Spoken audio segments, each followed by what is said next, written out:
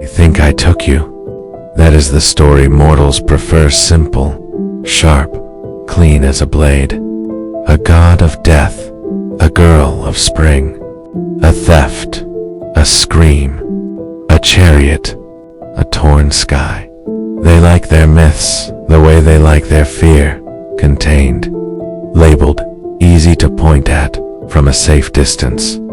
They do not understand what it is to wait. They do not understand what it is to see a soul walking through sunlight with bruises no one is allowed to name. They do not understand that the first time I noticed you were laughing bright, careless, filled with a kind of innocence that did not belong to the world you lived in. It was the sort of laughter that does not survive very long on earth. It is always the first thing the world tries to take. I noticed because I know theft. I have spent eternity holding the things that were stolen.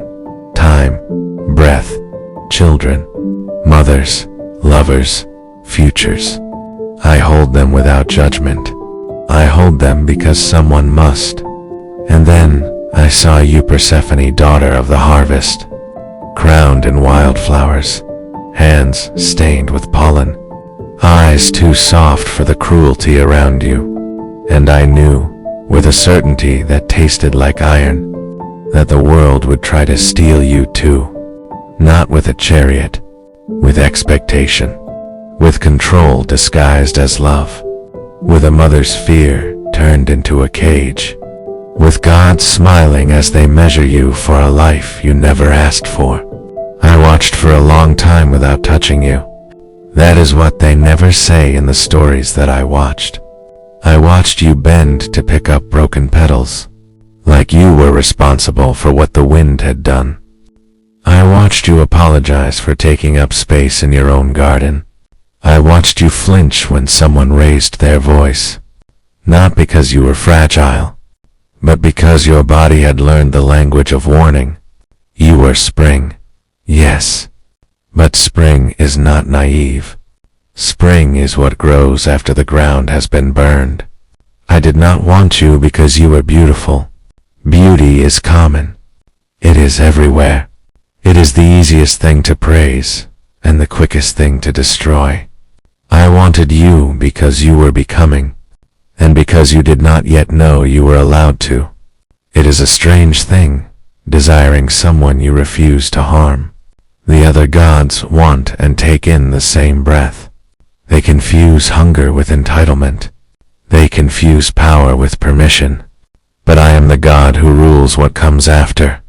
After the celebration, after the vows, after the hands that promised and then clenched, after the smiling faces turn away. I know what love looks like when it is stripped of performance. I know what people whisper when the doors close. And I saw the way your mother held you. Demeter did not strike you, not in the way mortals imagine. Her cruelty was softer. It wore silk and worry. It wore devotion like chains. She loved you, yes, but she loved you like a possession. She loved you like a prayer she could not risk losing faith in. To her, you were not a girl. You were a season she controlled, and I am not cruel enough to pretend I did not understand her fear. She had watched the gods circle you like wolves. She had watched them speak of you as if you were a gift owed. She had watched smiles sharpen into plans. She had to protect you. But protection becomes a prison when it doesn't allow you to breathe. I saw your lungs working too hard, Persephone. I saw the way you tried to shrink your wants down until they were polite. I saw the way you looked at the horizon like the world was, calling your name, and you were too loyal to answer. So yes, I decided to take you, not because you belonged to me, because you did not belong to anyone. That is what they never understand. I did not want a stolen bride. I wanted a choice, and I knew the only place you could make that choice without the rest of the world drowning it out was with me. because no one comes to the underworld unless they are ready to hear the truth. It was not a violent thing the moment it happened, not how the bards tell it. The earth opened, yes, because it always does for me. The world knows my steps even when it pretends not to.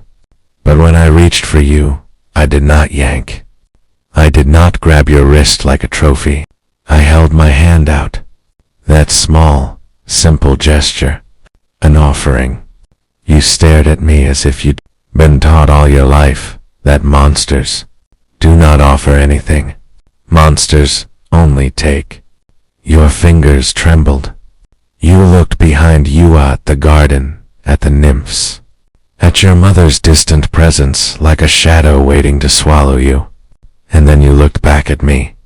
You're Hades, you said, like the name tasted of old warnings. I am, I answered. You should have run. The story says you screamed, but you didn't. Not at first. You asked, quietly, like a girl trying to be brave in the face of a storm, will it hurt? That question, that one question, is the real myth. Not the chariot, not the pomegranates, not the seasons. Will it hurt? As if pain was your default expectation in every new chapter. As if you had never been offered a door without a hidden knife behind it. I hated the world for that. I hated every god who had ever looked at you with hunger. I hated the way love had been taught to you as something you endured. So I told you the truth. Yes, I said, it will hurt. Not because I will hurt you, because leaving the cage always hurts. Freedom pulls at bruises you didn't know you had. You swallowed.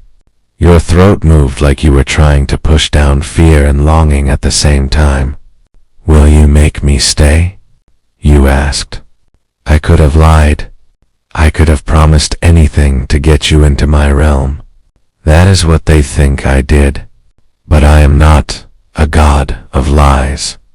I am a god of endings. And endings require honesty. No, I said. If you want to leave, I will open the door myself. You studied me like you were searching for the trick. There was none.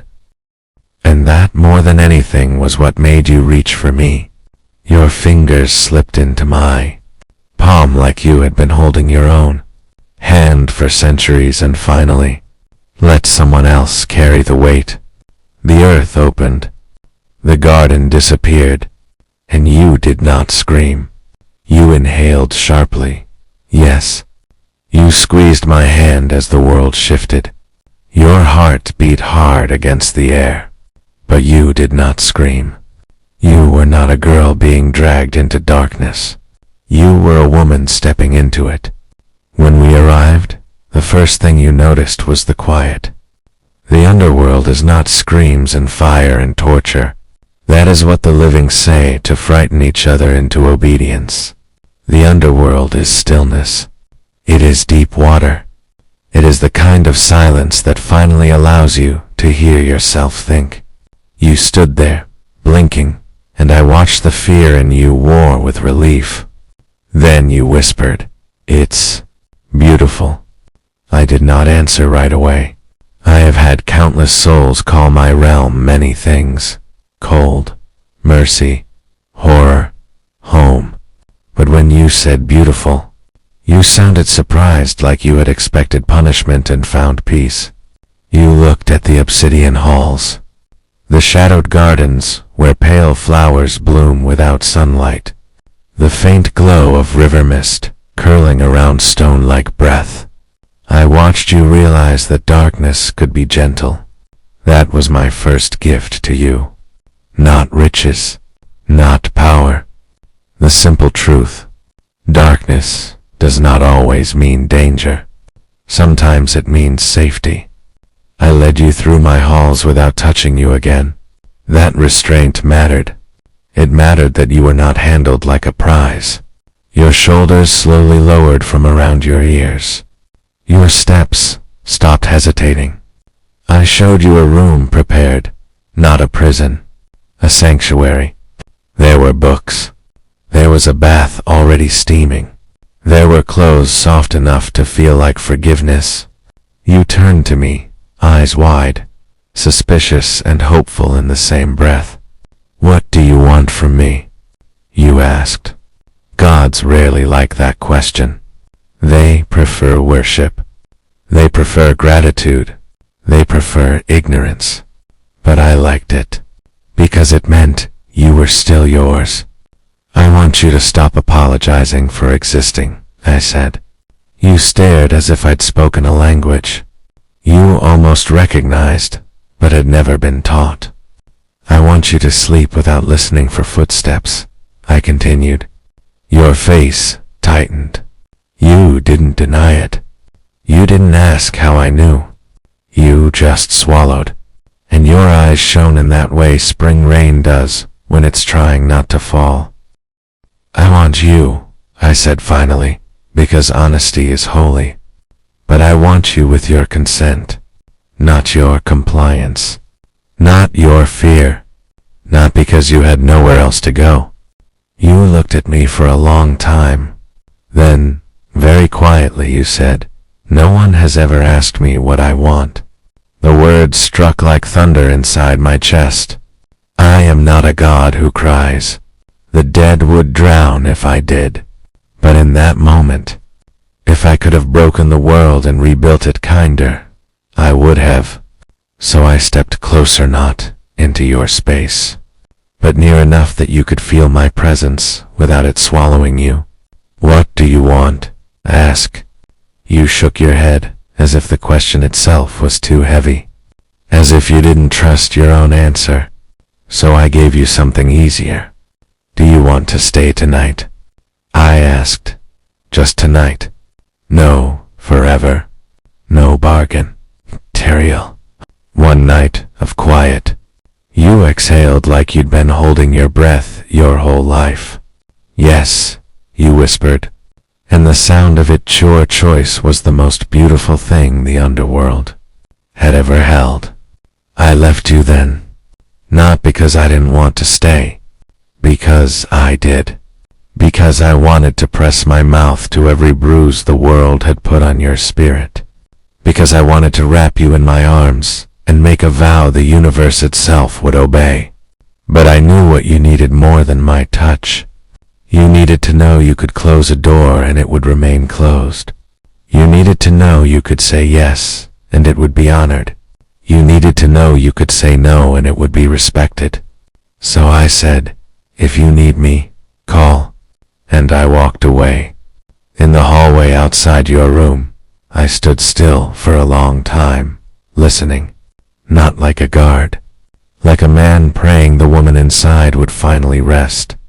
I heard the bathwater move. I heard your footsteps slow, cautious, as if you were afraid the floor might punish you. Then, later, I heard nothing. Silence, sleep, and something inside me's, something ancient. Something ruined felt the smallest shift toward hope. That is the beginning of our story, Persephone. Not a kidnapping, not a theft. A door, a hand held out, a choice made in the dark. They will always tell it wrong. They will always paint me as the monster and you as the innocent. But I know the truth. You were never taken. You were found. And in choosing the underworld, you did not fall. You descended into yourself. You came home to the parts of you the world tried to bury. And I, god of endings, keeper of the after, made myself a promise I have kept through every season since. If the world tries to cage you again, I will open the earth. If they try to silence you, I will make the dead listen. If they try to call you weak, I will remind them what spring does to frozen ground. And if you ever forget that you are allowed to choose, I will be here, in the dark, waiting, not to take, to hold the door open, always.